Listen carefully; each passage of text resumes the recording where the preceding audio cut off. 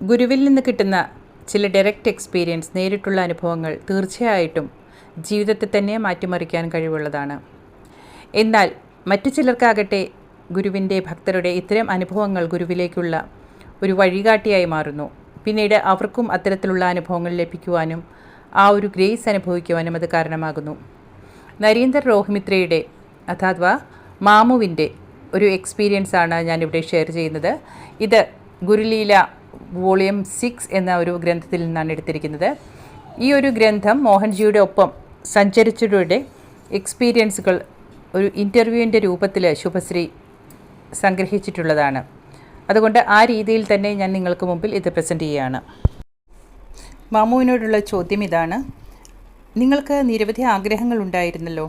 ഒരിക്കലെങ്കിലും മോഹൻജിയോട് അവയിൽ ഏതെങ്കിലും നിറവേറ്റുവാനായി ആഗ്രഹിക്കുകയോ ചോദിക്കുകയോ ചെയ്തിട്ടുണ്ടോ? ഉത്തരം: ഒരിക്കലുമില്ല. ഞാൻ അദ്ദേഹത്തോട് ഭൗതികമായ ആഗ്രഹങ്ങളെക്കുറിച്ച് ചോദിച്ചിട്ടില്ല. പക്ഷേ എനിക്ക് ദൈവത്തെ കാണുവാനുള്ള വളരെ ശക്തമായ ആഗ്രഹമുണ്ടായിരുന്നു. ഞാൻ അദ്ദേഹത്തോട് ഇങ്ങനെ ചോദ്യങ്ങൾ ചോദിക്കുമായിരുന്നു: ദൈവമുണ്ടോ? ദൈവങ്ങൾ യാഥാർത്ഥ്യമാണോ? ഞാൻ ചിന്തിച്ചിരുന്നത് ദൈവം എന്നുള്ളത് വെറും ഒരു ധാരണ മാത്രമാണ് എന്ന്. കാണാൻ ഒരിക്കലും കഴിയുന്ന ആൾ അല്ലെന്ന് ആണ് ഞാൻ ധരിച്ചിരുന്നത്. പക്ഷേ മോഹൻജി പറയുമായിരുന്നു, ദൈവം സർവ്വവ്യാപിയാണ്, ദൈവം എല്ലാത്തിലും ഉണ്ട്. എൻ്റെ അനുഭവം ഞാൻ നിങ്ങളോട് പറയാം. എങ്ങനെ അദ്ദേഹം നിശബ്ദമായി എനിക്ക് ദൈവത്തെ കാണുവാനുള്ള ആഗ്രഹം നിറവേറ്റിയെന്ന്. ഞാൻ അതിനുവേണ്ടി ഒരിക്കലും ചോദിച്ചിട്ടില്ല. പക്ഷേ എൻ്റെ ഹൃദയത്തിൽ അതുണ്ട് എന്ന് ഗുരു അറിഞ്ഞിരുന്നു.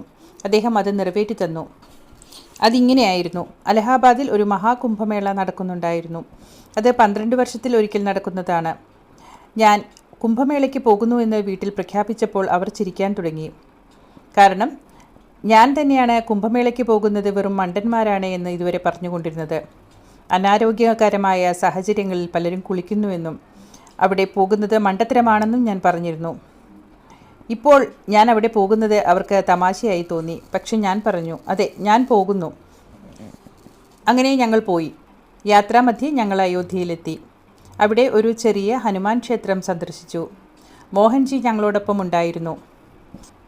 ഏകദേശം 20 പേരടങ്ങിയ ഒരു ചെറിയ സംഘമായിരുന്നു അത്. ഞങ്ങൾ ക്ഷേത്രത്തിൽ ദർശനം നടത്തി. തുടർന്ന് പുരോഹിതനൊരുക്കിയ ഭക്ഷണം കഴിച്ചു.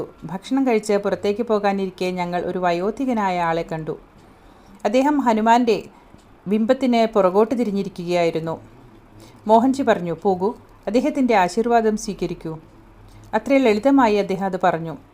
ഞാൻ തിരിഞ്ഞ് എൻ്റെ ക്യാമറ എടുത്തു. തൻ്റെ ക്യാമറയിൽ ചിത്രങ്ങൾ എടുക്കുകയായിരുന്ന സുമന് ക്യാമറയിലൂടെ ഹനുമാനെ വ്യക്തമായി കാണാൻ സാധിച്ചു. ക്യാമറയിലൂടെ നോക്കിയപ്പോൾ എനിക്കും ഹനുമാനെ വ്യക്തമായി കാണാൻ സാധിച്ചു. ക്യാമറ മാറ്റി എൻ്റെ നഗ്നനേത്രങ്ങൾ കൊണ്ട് ഞാൻ അദ്ദേഹത്തെ നോക്കിയപ്പോൾ ഒരു സാധാരണ മനുഷ്യനെയാണ് കാണാൻ കഴിഞ്ഞത്. വീണ്ടും ഞാൻ ക്യാമറയിലൂടെ നോക്കിയപ്പോൾ ഹനുമാനെ കാണാനായി. ഇത് വളരെ വിചിത്രമായ ഒരു അനുഭവമായിരുന്നു. എൻ്റെ മുമ്പിലുണ്ടായിരുന്ന സുമിത്ത് അദ്ദേഹത്തിൻ്റെ ആശീർവാദം സ്വീകരിച്ചു.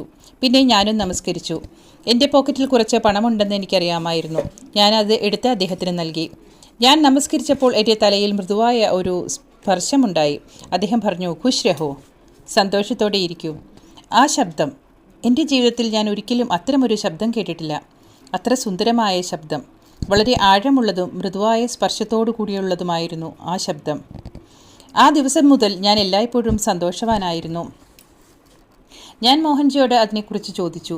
അദ്ദേഹം അത് സമ്മതിച്ചു. അദ്ദേഹം എനിക്ക് ദൈവത്തെ കാണുവാനുള്ള ആഗ്രഹം നിറവേറ്റിയെന്ന് അദ്ദേഹം സമ്മതിച്ചു.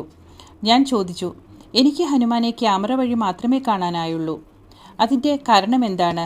മോഹൻജി പറഞ്ഞു, അത് വികാരങ്ങൾ കാരണമാണ്. നീ വികാരപരമായി ഏറെ ഉണർവിലായിരുന്നു. നിൻ്റെ ഉള്ളിൽ ഏറെ വികാരങ്ങൾ ഉണർന്നിരുന്നു. അതുകൊണ്ടാണ് ഫിസിക്കൽ ഐസിന്, അതായത് ശാരീരികമായിട്ടുള്ള കണ്ണുകൾക്ക് അദ്ദേഹത്തെ കാണാൻ കഴിയാതിരുന്നത്. ആ യാത്രയിൽ തന്നെ ഇതേ അനുഭവം വീണ്ടും ഒരിക്കൽ കൂടി ഉണ്ടായി. ഞങ്ങൾ ഒരു ടെമ്പോ ട്രാവലറിൽ യാത്ര ചെയ്യുകയായിരുന്നു.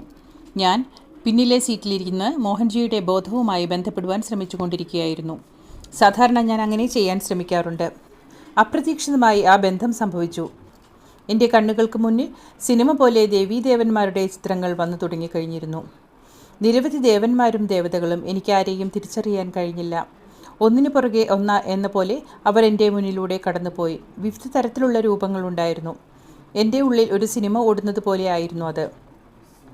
അപ്പോൾ ഡ്രൈവർ ഉച്ചഭക്ഷണത്തിനായി വാഹനം നിർത്തുമെന്ന് അറിയിച്ചു. ഞാൻ സാധാരണ നിലയിലേക്ക് മടങ്ങിയെത്തി. അപ്പോൾ മോഹൻജി എന്നെ നോക്കി ചിരിക്കുന്നത് കണ്ടു. പക്ഷേ അദ്ദേഹം ഒന്നും പറഞ്ഞില്ല.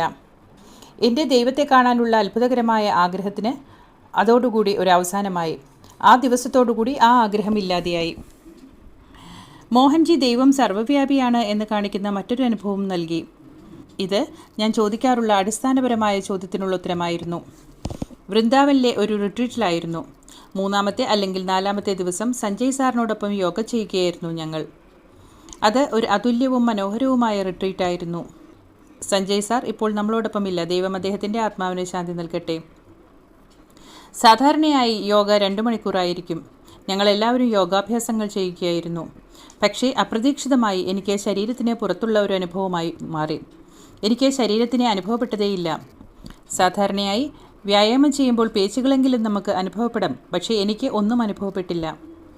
ഞാൻ ആളുകൾ യോഗ ചെയ്യുന്നതും അവരുടെ ആത്മാക്കൾ എൻ്റെ ശരീരം വഴി കടന്നു പോകുന്നതും കണ്ടു. അവർ എൻ്റെ ഉള്ളിലൂടെ കടന്നുപോയി. മോഹൻജി ഒരാൾ മാത്രമല്ല, പല മോഹൻജിമാർ എൻ്റെ ശരീരത്തിലൂടെ ക്രിസ് ക്രോസ് ചെയ്ത് കടന്നു പോകുന്നു. അതിന് ഒരു പരിധിയും ഉണ്ടായിരുന്നില്ല. ഞാൻ ശിവനെയും കൃഷ്ണനെയും കണ്ടു. അവർ എല്ലാം മറ്റ് ആത്മാക്കളുമായി ലയിക്കുകയായിരുന്നു. അതിനിടയിലെല്ലാം ഞാൻ സഞ്ജയ് സാറിൻ്റെ നിർദ്ദേശങ്ങൾ കേൾക്കുകയും ഏതോ വിധത്തിൽ ആസനങ്ങൾ ചെയ്യുകയും ചെയ്തുകൊണ്ടിരുന്നു. മോഹൻജി എല്ലായ്പ്പോഴും നമ്മളോട് അദ്ദേഹത്തോട് ബന്ധപ്പെടുവാൻ പറയുന്നു. അദ്ദേഹം പറയുന്ന കണക്ട് കോൺഷ്യസ്നസ് എന്താണ് എന്ന് ഞാൻ അപ്പോൾ അനുഭവിച്ചു. തൻ്റെ ഭൗതിക രൂപത്തോടല്ല, തൻ്റെ ബോധത്തോട് ബന്ധപ്പെടുക എന്നുള്ളതാണ് മോഹൻജി എപ്പോഴും പറയാറ്. ഇതാണ് അദ്ദേഹത്തിൻ്റെ അവബോധം. ഇങ്ങനെയാണ് സന്യാസിമാർ ബോധത്തിലൂടെ ആശയവിനിമയം നടത്തുന്നത്. ശരീരമില്ല, അവർ എല്ലായ്പ്പോഴും ഇങ്ങനെ ആശയവിനിമയം നടത്തുന്നു. എല്ലാം ബോധത്തിൽ നിന്നാണ് നിർമ്മിച്ചിരിക്കുന്നത്. എനിക്ക് ശുദ്ധമായ ബോധത്തിൻ്റെ ഒരു ദർശനം ലഭിച്ചു. വ്യക്തിപരമായ തിരിച്ചറിവോ ശരീരപരമായ അതിരുകളോ ഇല്ലാത്ത ഒരവസ്ഥ ഞാൻ അനുഭവിച്ചു. എല്ലാം തമ്മിൽ ബന്ധപ്പെട്ട് പരസ്പരം ഒഴുകിക്കിടക്കുന്നു. ഇത് ദൈവത്തെ ഒരു രൂപമായി കാണുന്നതിനെക്കുറിച്ചല്ല ഞാൻ പറയുന്നത്. ഇനി എല്ലാം തന്നെ ദൈവികമാണെന്ന് തിരിച്ചറിയുന്ന ഒരു നിമിഷമായിരുന്നു അത്. മോഹൻജി പറയുന്നത് ശരിയാണെന്ന് ഈ അനുഭവം കാണിച്ചു. ദൈവം ഒരു രൂപത്തിലോ സ്ഥലത്തിലോ ഒതുങ്ങിയതല്ല. ഓരോ കണികയിലും ഓരോ ജീവിയിലും ഓരോ നിമിഷത്തിലും ദൈവം നിലനിൽക്കുന്നു. ആ ദർശനം എൻ്റെ തിരച്ചിൽ അവസാനിപ്പിച്ചു. ദൈവത്തെ കാണണമെന്നുള്ള ആഗ്രഹമില്ലാതെയായി. കാരണം ദൈവത്തിൽ നിന്ന് വേറിട്ടൊന്നുമില്ലെന്ന് ഞാൻ മനസ്സിലാക്കി. ഞാൻ തിരഞ്ഞത് എപ്പോഴും അവിടെ തന്നെ ഉണ്ടായിരുന്നു. അത് പുറത്ത് മാത്രമല്ല, അകത്തും എല്ലായിടത്തും ഒരേ സമയമുണ്ടായിരുന്നു. ഞാൻ അവബോധം എന്താണെന്ന് തിരിച്ചറിഞ്ഞ സമയം. ഞാൻ വളരെ കാലം മുമ്പ് ചോദിച്ച ചോദ്യം ശാരീരികമായും പ്രായോഗികമായും എനിക്ക് ഉത്തരം ലഭിച്ചു. മോഹൻജി വെറും വിശദീകരണം നൽകാതെ അത് എനിക്ക് പ്രദർശിപ്പിച്ച് കാണിച്ചു തന്നു. നിങ്ങൾ എന്നെ വിശ്വസിക്കുകയാണെങ്കിൽ ആ ദിവസം ഞാൻ പോയ എല്ലാ ക്ഷേത്രങ്ങളിലും ഇതേ അനുഭവമുണ്ടായി. ഞാൻ ഇസ്കോൺ ക്ഷേത്രത്തിലേക്ക് പോയി. ഞാൻ ബർസാനയിലെ രാധാക്ഷേത്രത്തിലേക്ക് പോയി. ഞാൻ കണ്ണുകൾ അടച്ച നിമിഷം ക്ഷേത്രം അപ്രത്യക്ഷമായി. ഞാൻ രാധ ജീവിച്ചിരുന്ന കാലഘട്ടത്തിലെത്തി. ആ സമയത്ത് ജീവിച്ചിരുന്ന ആളുകളെ മുഴുവൻ ഞാൻ ദൃശ്യമായി കണ്ടു. ഈ മനോഹരമായ അനുഭവം ഒരു ദിവസം മുഴുവനും നീണ്ടുനിന്നു. ഉള്ളിലുള്ള സന്തോഷം അനുഭവങ്ങളെക്കാൾ അപ്പുറത്തായിരുന്നു. മോഹൻജി എൻ്റെ ഈ അനുഭവത്തെക്കുറിച്ച് എന്നോടൊന്നും ചോദിച്ചില്ല. അദ്ദേഹം ഇതേക്കുറിച്ച് ഒന്നും പറഞ്ഞില്ല. ഇതാണ് മോഹൻജിയുടെ പ്രത്യേകത. അദ്ദേഹം ഒരിക്കലും തൻ്റെ കഴിവുകൾ കാണിക്കാറില്ല. നിശബ്ദമായി നമ്മുടെ ആഗ്രഹങ്ങൾ അഥവാ അതിലും കൂടുതൽ നിറവേറ്റുന്നു.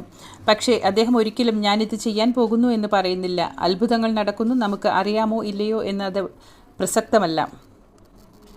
ഒരു റിട്രീറ്റിൽ ഞാൻ അദ്ദേഹത്തോട് ചോദിച്ചു, രാമായണം യാഥാർത്ഥ്യമാണോ അതോ വെറും ഇതിഹാസമാണോ? അദ്ദേഹം സാധാരണ മട്ടിൽ പറഞ്ഞു, അതെ, അതൊരു യാഥാർത്ഥ്യമാണ്. ഞാൻ അത് അംഗീകരിച്ചു. പിന്നെ മുന്നോട്ട് പോയി. ആ റിട്രീറ്റ് അവസാനിക്കാനിരിക്കെ അവസാന ദിവസം ഞാൻ മോഹൻജിയോട് പറഞ്ഞു, മോഹൻജി, അങ്ങ് എനിക്ക് ഇന്ന് ശക്തിപാത് നൽകിയില്ല. അതിന് ശക്തമായ രീതിയിൽ അദ്ദേഹം ഉത്തരം പറഞ്ഞു, നീ എപ്പോഴും എൻ്റെ ഊർജ്ജത്തിൽ തന്നെയാണ്. നിനക്ക് ശക്തിപാത് എന്തിനാണ്? ഞാൻ നിശബ്ദമായി. അന്ന് അവിടുത്തെ നമ്മുടെ അവസാനത്തെ അത്താഴമായിരുന്നു. ഭക്ഷണം കഴിച്ച ശേഷം ഞാൻ പ്ലേറ്റ് എടുക്കാൻ പോകുമ്പോൾ അദ്ദേഹം പറഞ്ഞു, മാമു, ഇവിടെ വരൂ. ഞാൻ അദ്ദേഹത്തിൻ്റെ അടുത്തേക്ക് പോയി. അദ്ദേഹം പറഞ്ഞു, എൻ്റെ നട്ടെല്ലിൽ സ്പർശിക്കൂ. അദ്ദേഹത്തോടൊപ്പം 5-6 പേർ കൂടി ഭക്ഷണം കഴിക്കുകയുണ്ടായിരുന്നു. ഞാൻ അദ്ദേഹത്തിൻ്റെ നട്ടെല്ലിൽ സ്പർശിച്ചു. അദ്ദേഹം ചോദിച്ചു, നിനക്ക് എന്താണ് അനുഭവപ്പെട്ടത്? ഞാൻ പറഞ്ഞു, മോഹൻജി, ഉള്ളിൽ എന്തോ ശലിക്കുന്നതായി തോന്നുന്നു. അദ്ദേഹം പറഞ്ഞു, ശരി, മതി, പൊക്കോളൂ. ഞാൻ പിന്നോട്ട് നീങ്ങി എൻ്റെ മുറിയിലേക്ക് പോകാൻ ആഗ്രഹിച്ചു. പക്ഷേ അപ്രതീക്ഷിതമായി മോഹൻജി ഇരുന്ന ആ മേശയിൽ തന്നെ ഇരിക്കുവാൻ എനിക്ക് തോന്നി. അതൊരു നീണ്ട മേശയായിരുന്നു. ഒരു കസേര ഒഴിവുണ്ടായിരുന്നു. ഞാൻ അവിടെ പോയി കൈ മേശമേൽ വെച്ചു. ഞാൻ ട്രാൻസ് അവസ്ഥയിലേക്ക് പോയി. സമയം പെട്ടെന്ന് പിന്നോട്ട് സഞ്ചരിക്കാൻ തുടങ്ങി. ഞാൻ എവിടെയാണെന്ന് എനിക്കറിയില്ല. പക്ഷേ ഡൈനിങ് ഹാളിലെ സംഭാഷണങ്ങൾ ഞാൻ കേൾക്കുകയായിരുന്നു. അതേസമയം ഞാൻ സമയത്തിലൂടെ പിന്നോട്ട് സഞ്ചരിക്കുകയായിരുന്നു. എനിക്ക് ചലിക്കാൻ കഴിയുന്നില്ല, കണ്ണുകൾ തുറക്കാനും കഴിയുന്നില്ല. ഞാൻ എത്തിയത് വിശ്വസിക്കാനാകാത്ത ഒരു കാലഘട്ടത്തിലായിരുന്നു. രാമനും രാവണനും തമ്മിൽ യുദ്ധം നടന്ന കാലഘട്ടത്തിൽ. ആ യുദ്ധം യാഥാർത്ഥ്യമായിരുന്നു. ഞാൻ ആ കാലത്തെത്തി. അവിടെ ഹനുമാൻ ഉണ്ടായിരുന്നു, മറ്റെല്ലാവരും ഉണ്ടായിരുന്നു. ത്രേതായുഗത്തിലേക്ക് പോയി. ത്രേതായുഗത്തിൽ നിന്ന് പതുക്കെ ഞാൻ എൻ്റെ ശരീരത്തിലേക്ക് തിരിച്ചു വന്നു. നിങ്ങൾ വിശ്വസിക്കുമോ ഇല്ലയോ എന്നറിയില്ല. ഏകദേശം 50 മിനിറ്റ് ഞാൻ ട്രാൻസിലായിരുന്നു. ഞാൻ ഉണർന്നപ്പോൾ ആരും എൻ്റെ ചുറ്റുമുണ്ടായിരുന്നില്ല. ഒരു കെയർടേക്കർ മാത്രമാണ് ഉണ്ടായിരുന്നത്. അയാൾ അടുക്കളയിൽ ജോലി ചെയ്യുകയായിരുന്നു. ഞാൻ മോഹൻജിയോട് ചോദിച്ച ചോദ്യത്തിന് അദ്ദേഹം തെളിവായി ഉത്തരം നൽകി. ഞാൻ അദ്ദേഹത്തെ ശരീരപരമായി രൂപം മാറുന്നതും കണ്ടിട്ടുണ്ട്. ഒരിക്കൽ ഞങ്ങൾ ഹെലികോപ്റ്ററിൽ വൈഷ്ണവോദേവി ക്ഷേത്രത്തിലേക്ക് പോകാനിരിക്കുകയായിരുന്നു. എന്തിനോ വേണ്ടി മോഹൻജി യാത്ര വൈകിച്ചു. ഞങ്ങൾ ഭക്ഷണം കഴിച്ചുകൊണ്ടിരിക്കുകയായിരുന്നു. അപ്പോൾ അദ്ദേഹം പോകാമെന്ന് പറഞ്ഞു. പക്ഷേ പെട്ടെന്ന് കാലാവസ്ഥ മേഘാവൃതമായി. നമുക്ക് പറക്കാൻ കഴിയുന്ന കാലാവസ്ഥയല്ലായിരുന്നു. മോഹൻജി പറഞ്ഞു, മാമു നമുക്ക് നടന്നാലോ? ഞാൻ പറഞ്ഞു, മോഹൻജി അങ്ങേക്ക് കുതിരയിൽ പോകാം. അദ്ദേഹം പറഞ്ഞു, ഇല്ല, നമുക്ക് നടക്കാം. അപ്രതീക്ഷിതമായി ഞാൻ പറഞ്ഞു, അങ്ങ് ഹനുമാനെ കണ്ടിട്ടുണ്ട് അല്ലേ? അദ്ദേഹം ചോദിച്ചു, നീ ഹനുമാനെ കണ്ടിട്ടുണ്ടോ? ഞാൻ മറുപടി പറഞ്ഞു, ഉവ്വ്, അങ്ങയുടെ കൃപ കൊണ്ട്. മോഹൻജി പറഞ്ഞു, ശരി, നീ അവനെ ശാരീരികമായി കണ്ടിട്ടുണ്ടോ? അതെ, ക്ഷേത്രത്തിൽ വെച്ച് ഞാൻ ഹനുമാനെ ശാരീരികമായി തന്നെ കണ്ടുവല്ലോ. മോഹൻജി അപ്പോൾ പറഞ്ഞു, എൻ്റെ കാലിൽ സ്പർശിക്കൂ. ഞാൻ അദ്ദേഹത്തിൻ്റെ കാലിൻ്റെ പേശികൾ സ്പർശിച്ചു. അത് ഒരു മല്ലൻ്റെ പേശികളെ പോലെ ശക്തമായിരുന്നു. ഇതെങ്ങനെ സാധ്യമാകും? അദ്ദേഹം ഒരു ബോഡി ബിൽഡർ അല്ലല്ലോ. ഞാൻ പലപ്പോഴും അദ്ദേഹത്തിൻ്റെ കാലുകൾ മസാജ് ചെയ്തിട്ടുണ്ട്. അവ വളരെ മൃദുവായിരുന്നു. അന്ന് അത് ഇത്ര ശക്തമായതെങ്ങനെയാണ്? അദ്ദേഹം സാഹചര്യത്തിനനുസരിച്ച് തൻ്റെ ശരീരം മാറ്റുന്നു. വൃന്ദാവൻ റിട്രീറ്റിൽ അദ്ദേഹത്തിൻ്റെ കാലുകൾ മാറിക്കൊണ്ടിരിക്കുന്നത് ഞാൻ കണ്ടിട്ടുണ്ട്. ഒരു കാലിന് നീളവും മറ്റേത് ചെറുതുമായിരുന്നു. അത് സായിബാബയെ പോലെയായിരുന്നു. അപ്പോൾ ഞങ്ങൾ സായിബാബയെക്കുറിച്ച് സംസാരിക്കുകയായിരുന്നു. അതുകൊണ്ട് അദ്ദേഹത്തിൻ്റെ കാലുകൾ സായിബാബയെ പോലെ മാറി. മഹാകുംഭമേളയിലുണ്ടായ മറ്റൊരനുഭവം പറയാം. ഞങ്ങളുടെ കൂടെയുണ്ടായിരുന്ന സുശാന്ത് അദ്ദേഹത്തിൻ്റെ മാതാപിതാക്കളെ കൊണ്ടുവന്നിട്ടുണ്ടായിരുന്നു. അവർ കുറച്ച് പ്രായമുള്ളവരായിരുന്നു. അവർക്ക് നടക്കാൻ വളരെയധികം ബുദ്ധിമുട്ടുണ്ടായിരുന്നു. അവരെയും കൊണ്ടാണ് അദ്ദേഹം ഞങ്ങളോടൊപ്പം സ്നാനത്തിനായി വന്നത്. സ്നാനം 3:30 ആരംഭിക്കുമായിരുന്നു. അവിടെ വളരെയധികം തിരക്കുണ്ടായിരുന്നു. 2-3 കിലോമീറ്റർ നടന്നാൽ മാത്രമേ സ്നാനഘട്ടിൽ എത്താൻ പറ്റുമായിരുന്നുള്ളൂ. മോഹൻജി സാധാരണ വളരെയധികം സ്പീഡിലാണ് നടക്കാറ്. ഏതാണ്ട് 30ഓളം ആളുകൾ ഉണ്ടായിരുന്നു ഞങ്ങൾ. മോഹൻജി മുൻപിട്ട് നടക്കുകയായിരുന്നു അദ്ദേഹത്തിൻ്റെ സാധാരണ സ്പീഡിൽ. സുശാന്ത് അദ്ദേഹത്തിൻ്റെ പിതാവിനെയും കൊണ്ട് വളരെ പതുക്കെയാണ് നടന്നുകൊണ്ടിരുന്നത്. ഏതാണ്ട് ബേബി സ്റ്റെപ്സ് വഴി തന്നെ. ഞാൻ എൻ്റെ മനസ്സിലിങ്ങനെ വിചാരിച്ചു, ഇവർ മോഹൻജിയെക്കാളും ഒരുപാട് പുറകിലായി പോവും. മോഹൻജി അവിടെ എത്തുമ്പോഴും ഇവിടെ 2-3 കിലോമീറ്റർ പുറകിലായിരിക്കുമല്ലോ എന്ന്. പക്ഷേ അത്ഭുതമെന്ന് പറയട്ടെ, ഞാൻ തിരിഞ്ഞു നോക്കിയപ്പോൾ അവർ ഞങ്ങളുടെ തൊട്ടു പുറകെ തന്നെയുണ്ട്. എനിക്കെൻ്റെ കണ്ണുകളെ വിശ്വസിക്കാൻ സാധിച്ചില്ല. ഇതെങ്ങനെ സാധ്യമാകും? അദ്ദേഹം സമയത്തെ എങ്ങനെ നിയന്ത്രിക്കുന്നു എന്നുള്ളതിൻ്റെ ഒരു തെളിവായി ഞാനിതിനെ കണക്കാക്കുന്നു. ഇത് വളരെ അത്ഭുതകരമായ ഒരു അനുഭവം തന്നെയാണല്ലോ. ശുഭശ്രീയുടെ ചോദ്യം ഇങ്ങനെയാണ്, ഇത് മറ്റുള്ളവർ പറഞ്ഞാൽ വിശ്വസിക്കാറുണ്ടോ? മോഹൻജി ഇതാരെയും പറഞ്ഞ് വിശ്വസിപ്പിക്കാറില്ല. മാമുവിൻ്റെ മറ്റൊരു അനുഭവം കൂടി അദ്ദേഹം പറയുന്നു. ഒരിക്കൽ മോഹൻജിയെ ഞാൻ എയർപോർട്ടിൽ വെച്ച് യാത്രയാക്കുകയായിരുന്നു. യാത്രയാക്കിയതിന് ശേഷം തിരികെ വീട്ടിലെത്തി ഞാൻ എൻ്റെ സോഫയിലിരുന്നു. പക്ഷേ ഇരുന്നതിന് ശേഷം എനിക്ക് എൻ്റെ ശരീരം അനക്കുവാനോ അത് എവിടേക്കെങ്കിലും ചലിപ്പിക്കുവാനോ സാധിച്ചില്ല. എൻ്റെ ശരീരം മുഴുവനും ഞാനൊരു വെളുത്ത പ്രകാശത്തിൽ കണ്ടു. എൻ്റെ ശരീരത്തിലേക്ക് മേഘങ്ങളെപ്പോലെ പ്രകാശം വന്നു വീഴുന്നത് ഞാൻ കണ്ടു, ഒന്നിനു പുറകെ ഒന്നായി. അത് എൻ്റെ ശരീരത്തിലൂടെ കടന്നുപോയി. ഞാൻ ആ ഒരു അവസ്ഥയിൽ തന്നെ 4-5 മണിക്കൂർ ഇരുന്നു. അതിനുശേഷം ഞാൻ എങ്ങനെയൊക്കെയോ എൻ്റെ അനന്തരവനായ സുമിത്തിനെ വിളിച്ചു. ഞാൻ സുമിത്തിനോട് എൻ്റെ അവസ്ഥ വിശദീകരിച്ചു. ഉടനെ തന്നെ തൻ്റെ വീട്ടിലേക്ക് വരുവാനായി ആവശ്യപ്പെട്ടു സുമിത്. അവിടെ ചെന്ന് ഞങ്ങൾ സായിബാബയ്ക്ക് ആരതി ഒഴിഞ്ഞു. ആരതിക്ക് ശേഷം എൻ്റെ ശരീരം വീണ്ടും സാധാരണ അവസ്ഥയിലേക്ക് എത്തിച്ചേർന്നു. ഇത്തരത്തിലുള്ള പല അനുഭവങ്ങൾ എനിക്കുണ്ടായിട്ടുണ്ട്. ഇതെല്ലാം എന്നെ മാറ്റിമറിക്കാൻ തക്ക കഴിവുള്ള അനുഭവങ്ങളായിരുന്നു. പ്രിയപ്പെട്ട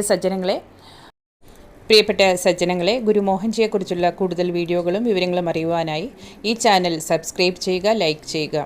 നിങ്ങൾക്ക് സായിബാബ മിറക്കിൾ മെഡിറ്റേഷൻ ഗ്രൂപ്പ് എന്ന മോഹൻജി ഫോളോവേഴ്സിൻ്റെ ഗ്രൂപ്പിൽ ജോയിൻ ചെയ്യുന്നതിനായി സ്ക്രീനിൽ കൊടുത്തിട്ടുള്ള നമ്പറിൽ എന്നെ കോൺടാക്റ്റ് ചെയ്യുക.